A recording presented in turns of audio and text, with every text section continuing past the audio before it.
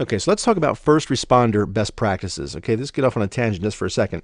And it really depends upon, again, the first responder can be on scene, or you can image a computer remotely over a network. Again, depending upon the role that you play, whether you're law enforcement or, in fact, an internal corporate investigator, whether you work for a state or local or the federal government. Okay, each of these different tiers, if you will, have different capabilities.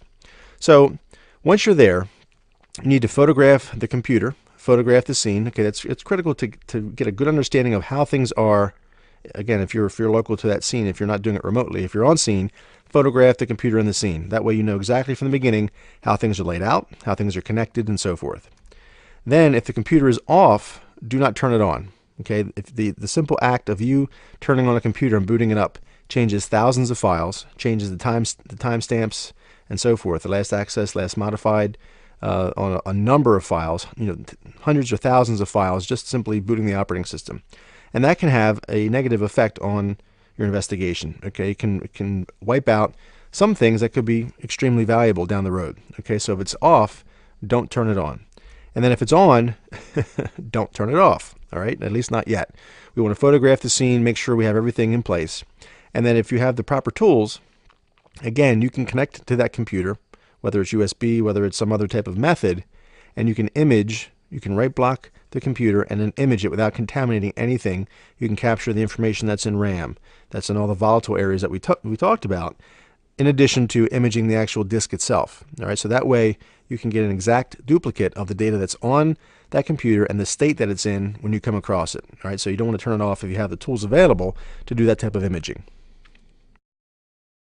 And then again, depending upon your role, whether it's IT security or whether you're law enforcement, will kind of dictate whether you can or can't put your hands on someone. Obviously, if you're law enforcement and you're doing a search warrant and you want to make sure you separate that person from the device, because if they have the chance to actually get to their computer, start erasing files, turning it off, or doing something to manipulate the device, in some instances there have been cases where people have their computers hooked up to explosives. They have degaussing coils, so if they flick a switch, they can turn around and wipe their hard drive instantly.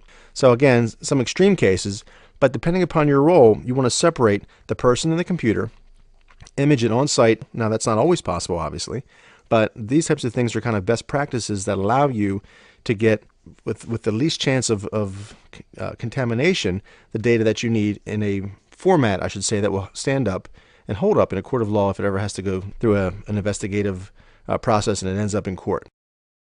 All right, so again, I don't want to get off on a tangent too much, but depending upon your role, again, you'll separate the person, then you'll collect live data. You want to start with the RAM image. You want to get all that data that you can off the computer in its live volatile format so that you can look at and kind of parse through what that person was doing at that exact point in time. Because if they just had a chat conversation with someone, or if they were just logging into a website doing some type of hack or a breach or what have you, the things that they typed most recently in that conversation, the data that's passed through the computer, will be stored in RAM. Okay, so that gives you a high value target, if you will. And then you want to collect a local image of the hard disk using forensics tools.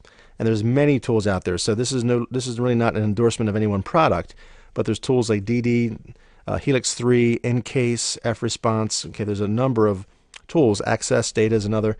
So there's a lot of ones out there that can give you a forensic bit-by-bit copy of a hard drive without actually writing to that drive at all. It takes an exact copy, bit-level copy, creates a hash against that copy. So it does a hash on the original, does a hash on the copy, and those hashes will match up. Okay, we'll talk about hashes in just a moment.